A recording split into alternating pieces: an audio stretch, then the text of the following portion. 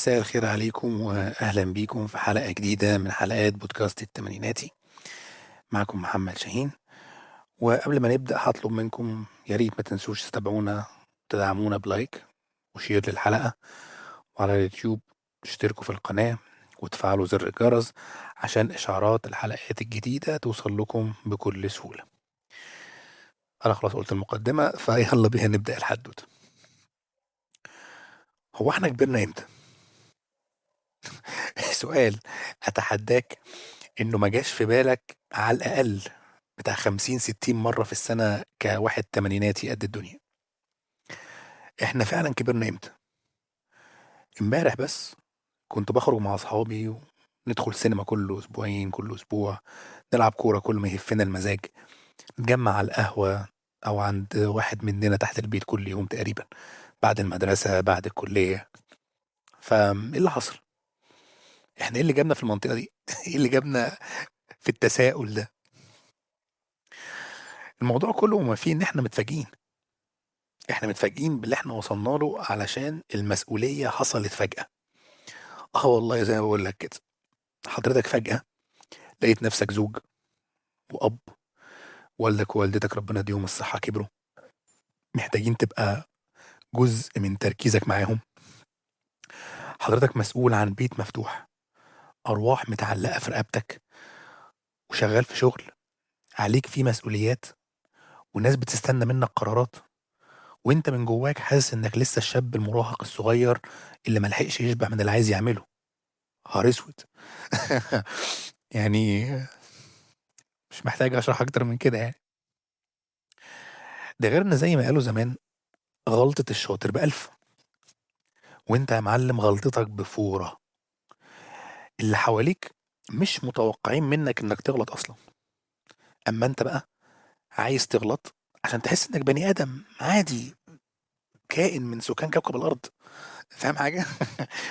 بس المشكلة هنا ان غلطتك مش سهلة، ولا سهل تتعامل معاها ولا توابعها، علشان التوابع دي بتبقى كبيرة وصعبة. يعني وانت في بيتك، الغلطة مع مراتك بمشاكل وجو بيت مش مريح، اتموسفير كده، العيشة مش كويسة. الغلطة مع عيالك هتطلع عيال معقدين نفسيا، كارهين فكرة وجود الأب المتحكم اللي بيقول اعمل وما تعملش، فبالتالي التمرد هيكون أسلوب حياتهم بعد كده، وهيعمل لهم مشاكل في حياتهم مع ناس تانية. اطلع بره البيت، الغلطة في الشغل يعني تحقيق، يعني خصم، يعني ممكن توصل بعد الشر انك تبقى اوت من غير اي مصدر للدخل. رعب مش طبيعي لمجرد انك تفكر تغلط. طيب، عشان كده احنا دايما مطلوب مننا، كناس كبيرة بقى، ناس عاقلة بقى وكده، ها، مطلوب منك انك تتصرف. تحصل اي حاجة في الدنيا تلاقي كل اللي حواليك بيقولك ايه؟ الله، ما تتصرف، انت صغير. يا باشا انا من جوايا طفل صغير. او انا صغير والنبي. فساعتها بيبقى فيه ضغط كبير جدا، ضغط مهول، بيحسسك انك بتحل العقد وتجلب الحبيب وترد المطلقة، فاهم؟ انت بتعمل كل حاجة، في حين انك في ساعتها مع صدمة الموقف اللي حصل ممكن تلاقي مخك مشلول وعاجز عن العمل، في نفس ذات الوقت اللي العيون كلها حواليك متسلطة عليك. عشان ايه؟ اسم الله عليك، عشان تتصرف. بعد كذا موقف من دول بقى، موقف اللي هي اعمل ايه يا استاذ غسان، وانت المفروض انت اللي تقول للناس تعمل ايه. بعد كام موقف بقى من دول بتتعلم ان موضوع انك كبرت ده معناه انك لازم تتعود على التأقلم بشكل مستمر، على التغيير بشكل مستمر.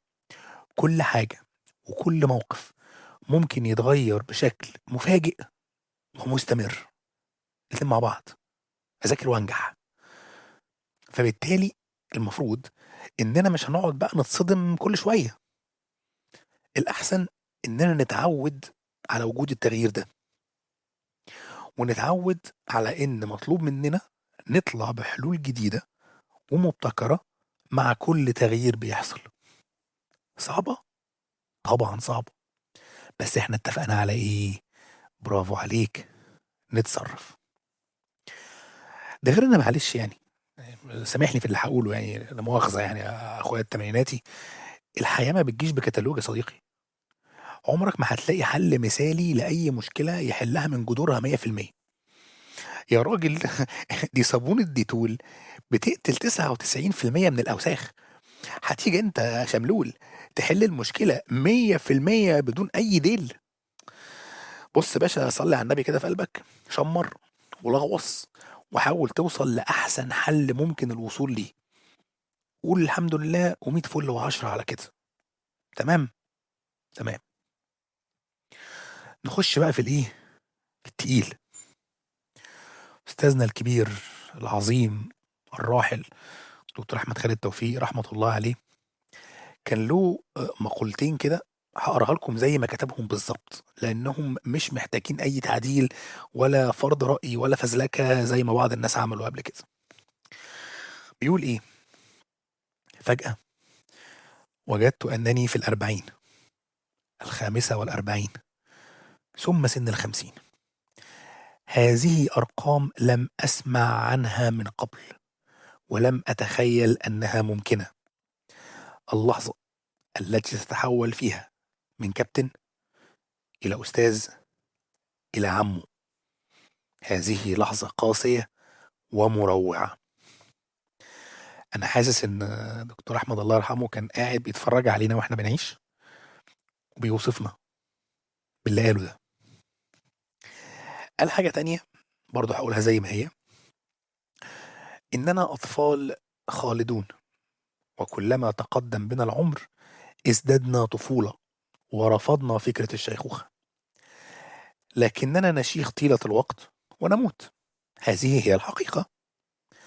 قبولها نضج ورفضها عته، لكننا نفضل أن نكون معاتيه على أن نكون شيوخا. يا دكتور أحمد الله يرحمك، وجع قلب على كبير وهو بيوصفنا كده باللي قاله ده. طيب، حد هيسألني يا أخ تمانيناتي والحل؟ يعني زي ما عملنا كام حلقة اللي فاتوا لما كنا بنتكلم في المشكلة وأسبابها ونقول شوية حلول بتساعد في حل هذه المشكلة. أحب أقول لك بقى إن المرة دي اللي إحنا قلناه ده سنة الحياة. سنة الحياة ملهاش علاج، هي مش مشكلة، ده طبيعي. لو هنسميه علاج، فالعلاج الفعلي هو التأقلم، إنك تتعود على كده، مفيش حاجة غيره. ارفض إنك كبرت وتصرف عينك صغير، هيتقال عليك متصابي، مخك فالت، لاسع، مش قد المسؤولية وكلام كتير جدا. هتتقبل الموضوع وتتعامل معاه، هتلاقي الدنيا بتمشي، لأن مفيش حلول تانية. يا هتبقى ضارب يا هتبقى راجل زي بقية الناس. عشان كده مش كل حد بيكبر بيعرف يعيش، لأننا ببساطة بنتعلم على نفسنا. احنا المدرسين واحنا الطلبة، وحياتنا هي المدرسة. حلقتنا كده خلصت، وما اعتقدش اننا عايزين نسمع الكلام ده تاني، عشان دي حكاية من حكاياتي انا، مش جاية من رسالة زي الحلقات اللي فاتت. ممكن تعتبروها خواطر او فضفضة من تمانيناتي لاخواته التمانيناتية. فاتمنى ان الكلام يكون عجبكم وما يكونش قلب عليكم المواجع. وحابب برضه اشكركم على وقتكم اللي سمعتم فيه الحلقة، واستنونا في حلقة جديدة وحدوتة جديدة ان شاء الله ما تكونش نكد كده الاسبوع الجاي. كان معاكم محمد شاهين، مع السلامة.